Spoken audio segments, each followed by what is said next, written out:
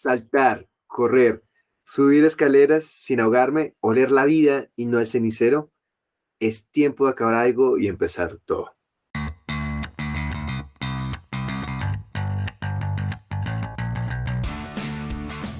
Bienvenidos a Podmédicos, el podcast de medicina para cuidadores de la salud. Nuestro propósito es compartir información actualizada y de la mejor calidad para que estudies sin la necesidad de leer. Somos Miguel Cañón. y Juan Mogollón.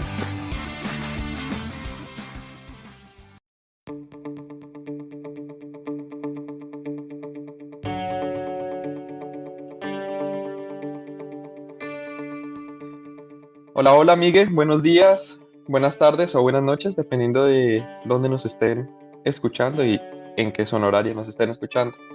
Después de tanto tiempo de estar desaparecidos, de pensar en el futuro, de filosofar sobre esa pregunta abstracta de qué será de nosotros en unos años, volvemos con más fuerza a retomar este podcast cuyo objetivo es de hacer que estudies sin la necesidad de leer, es el de motivarte a que estudies por tus pacientes y no para el examen. Bueno, hace un año, Miguel, estábamos hablando de el EPOC, sus generalidades, diagnóstico, manejo inicial, hablamos inclusive de los medicamentos y hoy queremos hablarte, pues, brevemente, hablarle al público en general brevemente sobre el manejo de las exacerbaciones. Es cierto. Hola Juan, espero te encuentres muy bien, igual todo nuestro público. Entrando en materia entonces, es importante saber cómo se define una exacerbación de EPOC. Cuéntame Juan, ¿cómo se define un EPOC en Bueno, cuanto a sí, sus Miguel, exacerbaciones? tenemos que saber qué es una exacerbación y pues bueno, nosotros nos basamos en lo que dice la GOLT y una exacerbación de EPOC se define como un evento agudo caracterizado por empeoramiento de la sintomatología respiratoria del paciente que va más allá de las variaciones normales que éste tiene, normalmente en su día o que requiera un aumento en su medicación basal. Se caracteriza principalmente por disnea, empeoramiento de la tos, aumento del esputo y también empeoramiento en su purulencia. Claro, entonces estas exacerbaciones de EPOC están precipitadas por muchos factores. El más común es la infección del tracto respiratorio. Entre los principales factores de riesgo se relacionan la edad avanzada, una tos productiva, una EPOC muy prolongada, una historia de uso de antibiótico-terapia, el número de exacerbaciones previas que requieren hospitalización en el último año, el uso de otros medicamentos dentro de los pasos más altos, como el uso de teofilina y tener comorbilidades tales como cardiopatía isquémica, insuficiencia cardíaca crónica o diabetes. Sí, voy a añadir además que según la CHEST, el 70% de las exacerbaciones son ocasionadas por infecciones principalmente pues bacterianas, las cuales van desde un 13 a un 50%, en el cual encontramos pues el Haemophilus influenza, seguido del Moraxella catarrhalis, Streptococcus pneumoniae, con rangos que oscilan entre el 7 al 26%.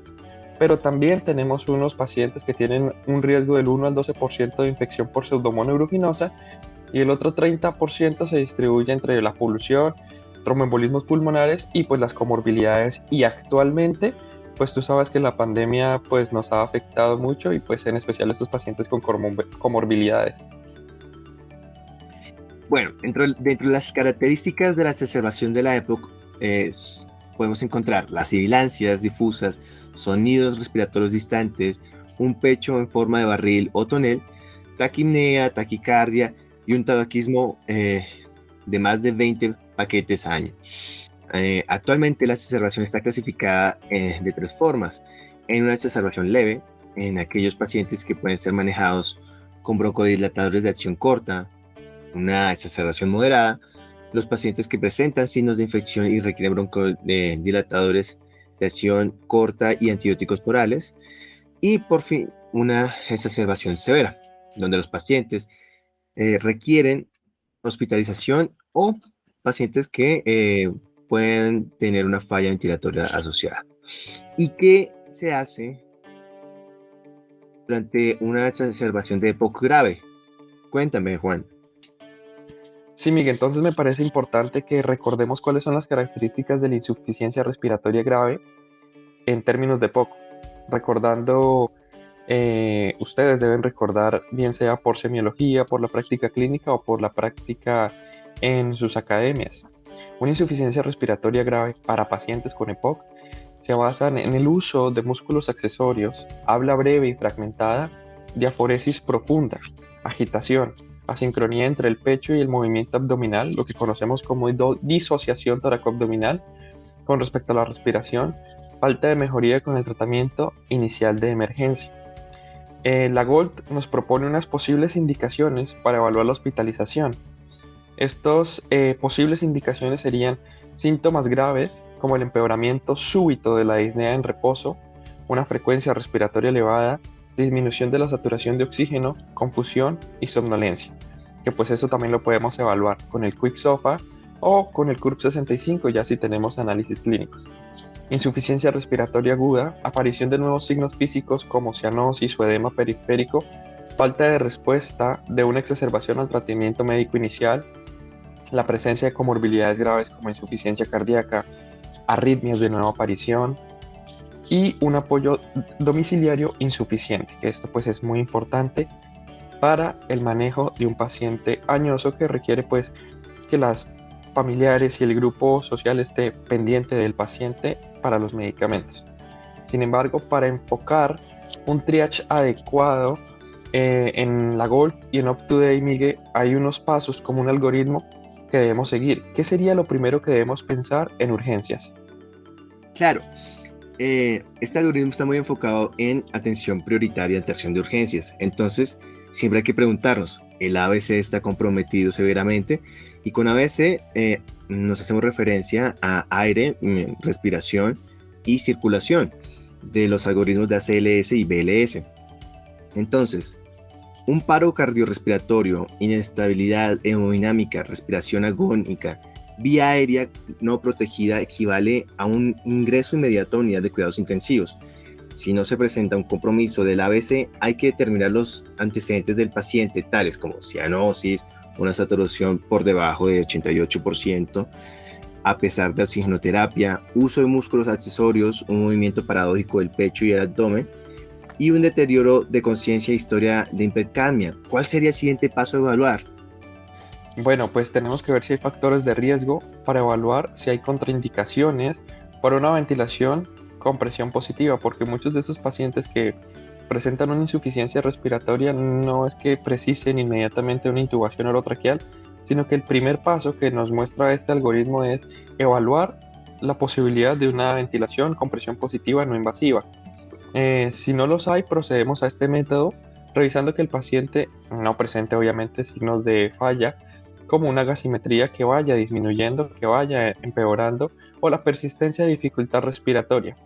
Si tiene alguna de estas o contraindicación para la ventilación mecánica no invasiva, podríamos pensar, dependiendo del contexto clínico del paciente y de las condiciones éticas, la UCI y la intubación orotraqueal con asistencia mecánica invasiva. Exacto. Como tercer paso, vendríamos a pensar de que si no hay factores de riesgo, podemos usar los gases arteriales como guía, donde un pH menor a 7.35 o una hipercapnia mayor a 45 milímetros de mercurio podría guiarnos hacia evaluar la posibilidad de utilizar una presión positiva no invasiva. Si la grasimetría se encuentra en parámetros relativamente estables, como un cuarto paso, se considera observar cómo va funcionando el manejo inicial, del cual, del cual ya hablamos en el capítulo anterior, que vamos a completar a lo largo de este capítulo, y vamos a revisar qué tal nos va. Entonces, vendría una observación. ¿Cómo sería el quinto paso? Sí, Miguel, después de esta observación tenemos que revisar si que el paciente, a pesar de este manejo inicial, persiste con una mejoría subóptima, se deben evaluar los diferentes motivos por los cuales requerirá una estadía más prolongada en hospitalización, siendo candidato directamente a hospitalización, como los que mencionamos anteriormente que nos proponía la GOLD, o que el paciente requiere un mayor uso de oxígeno basal, sospecha de neumonía imagenológica, bien sea por radiografía o por TAC, en un EPOC con una BEF1 menor al 50%, que sea un fenotipo exacerbador frecuente y que tenga pues las comorbilidades anteriormente mencionadas como falla cardíaca, falla renal, diabetes mellitus pobremente controlada o un paciente con fragilidad, ¿de acuerdo?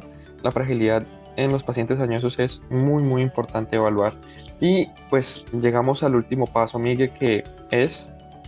Por último, el sexto, finalmente, si el paciente tiene concomitantes que llevan a una hospitalización, hay que evaluar si ha tenido fallas terapéuticas ambulatorias anteriores, o sea, si el manejo ambulatorio no ha sido exitoso, o si su red de apoyo es eficiente para definir la continuación del manejo de forma ambulatoria.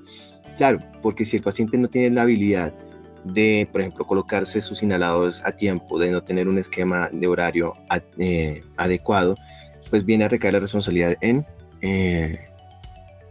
sus cuidadores. Por tanto, si no tiene una red efectiva, pues bueno, se verá afectado el paciente a futuro. Después de escuchar este algoritmo y saber qué pacientes se hospitalizan, ¿cómo se abordan los pacientes hospitalizados? ¿Cuál va a ser el tratamiento óptimo? Entonces, la GOLD nos indica que todo paciente con exacerbación debemos tener inhaladores de acción corta y que si hablamos de que hay una sospecha clínica y radiográfica de neumonía, basamos principalmente la selección empírica de antibióticos basado en riesgo de pseudomonas. ¿Paciente tiene riesgo de pseudomonas? Sí. ¿O paciente no tiene riesgo contra pseudomonas? Si la respuesta es sí, las alternativas son cefepime, ceftazifima o piperacilina tazobactam. Y si la respuesta es no, evaluamos las características individuales y los gérmenes locales, teniendo en cuenta pues la patogenia de cada individuo y cada centro de salud, cada hospital. Sin embargo, pues UpToDate nos recomienda las quinolonas respiratorias como levofloxacino, moxifloxacino o una cefalosporina de tercera generación como la ceftriaxona. Pero Miguel, te tengo otra pregunta. ¿Por cuánto tiempo administramos los antibióticos? Bueno, pues la duración del antibiótico para los pacientes que están mejorando clínicamente es generalmente de 5 días para los pacientes ambulatorios y de 5 a 7 días para los pacientes hospitalizados. Esto es teniendo en cuenta que es como la base del tratamiento. Después irá cambiando si se presentan algunas otras eventualidades o complicaciones, pero en principio sería esa base. La clasificación de riesgo de Pseudomonas, te invitamos que nos visites a nuestra página de Instagram como para que lo tengas en cuenta y la revises desde allí. Por otra parte, ¿qué hacer con los pacientes ambulatorios, Juan? Bueno, Miguel, si el paciente no tiene ingreso o no tiene criterios de ingreso hospitalario, pero aún así requiere manejo ambulatorio, recordemos, la GOLD nos dice, todo paciente con exacerbación debemos optimizar su terapia broncodilatadora, además de su corticoide oral y antibiótico oral según las características individuales de cada paciente. Entonces, Miguel, ¿cuándo crees tú que debemos dar antibióticos? Bueno, lo que sugerimos con respecto a lo que dice la CHEST y guiados con Output to Date, sugerimos un tratamiento antibiótico empírico en pacientes con exacerbación de la época de moderada a grave, definida como tener 2 o más síntomas cardinales, que es aumento de la disnea, aumento del volumen y viscosidad del esputo, o aumento de la purulencia del esputo, o una exacerbación de la época que requiere hospitalización y o apoyo ventilatorio invasivo o no invasivo. Ahora bien, Juan, ¿qué antibiótico debo administrar?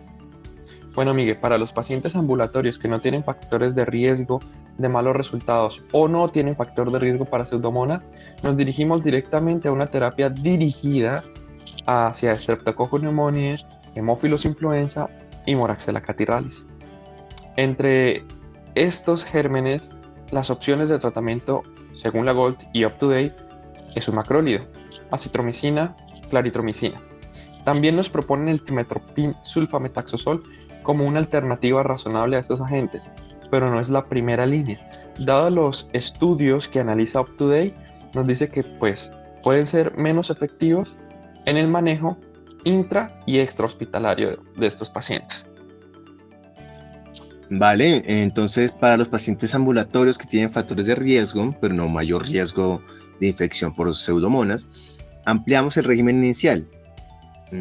Entonces hay que incluir no solamente los anteriores, sino a Streptococcus pneumoniae, resistente a macróleo, y para mejorar la erradicación de Haemophilus influenza. Para estos pacientes seleccionamos amoxicilina clavulonato o una fluoroquinolona respiratoria, es decir, levofloxacina o moxifloxacina. De acuerdo, sí, o sea, para esos pacientes ambulatorios que tienen factor de riesgo, pero no para Pseudomonas, hacemos lo que tú dices. Y los pacientes ambulatorios que tienen factores de riesgo de malos resultados y factor de riesgo para Pseudomonas, generalmente los tratamos con ciprofloxacina, ya que las quinolonas tienen actividad frente a Pseudomonas. El ciprofloxacino tiene más actividad frente a Pseudomonas que el levofloxacino, aunque el levofloxacino pues es una alternativa razonable. Y pues básicamente ese sería el tratamiento. Ciprofloxacino, un ejemplo, 500 miligramos cada 12 horas por 7 días. Y lo podemos asociar a un macrólido, que este macrólido no lo iniciaríamos tanto como tratamiento para gérmenes atípicos, sino más como un inmunomodulador, aunque también pues nos serviría para cubrir estos gérmenes atípicos que mencionamos anteriormente. Entonces, pues ya hablando de esto, Miguel, ¿qué otra cosa le podríamos decir a los oyentes? Pues bueno, algo muy particular es que siempre prevenir es más costo efectivo que las intervenciones secundarias. Entonces, ¿cuál es la mejor forma de prevenir? Es importante recordar el estado vacunal de los pacientes y durante sus visitas periódicas a su médico de confianza, se evalúe y se eduque en torno a la educación anual de influenza, no solamente la educación, sino su vacunación, la vacunación contra neumococo cada 5 años y evitar la inercia terapéutica, o sea, cada tanto evaluarnos si el manejo terapéutico del paciente es todavía el adecuado, si hay que avanzar en los pasos de la GOLD o, en su defecto, retroceder en los pasos, porque hay pacientes que pueden mejorar. Entre otras intervenciones, ¿cuál nos faltaría? ¿Tú qué opinas, Juan? Bueno, estamos en época de pandemia, en época de COVID, y la vacunación frente al SARS-CoV-2, COVID-19, es importante y fundamental en estos pacientes con patología de POC y pues también con otras patologías. Es importante cuidarnos, protegernos, porque si me cuido yo, también cuido a los demás, ¿vale? Entonces, bueno, esto era grosso modo el manejo de los pacientes con exacerbación de POC. Después de tanto tiempo, nos basamos en las guías de GOLD, en artículos de Up to Date y por supuesto en la CHEST. Entonces, en este capítulo de regreso queríamos primero terminar el apartado de POC que dejamos, y ya luego en los siguientes capítulos ustedes escucharán nuestro nuevo enfoque, que seguirá siendo el que estudie sin la necesidad de leer, pero que no sea tan pragmático y tan cuadriculado. Entonces, pues yo creo que acá nos despedimos. Sí, Juan, qué agradable es volver a reencontrarnos y bueno, espero que a todos los que nos están escuchando se encuentren en paz y en armonía, ¿vale? Sí, Ustedes muchos son éxitos. muy valientes. Muchos éxitos Dale. para todos y nos escucharemos en un nuevo capítulo. Felicidades. Vale, chao, chao. Nos vemos en chao. redes sociales. ¿Cómo se llama nuestra arroba? @podmédicos en Instagram y @podmédicos en Twitter. Vale, chao, chao. Chao, chao.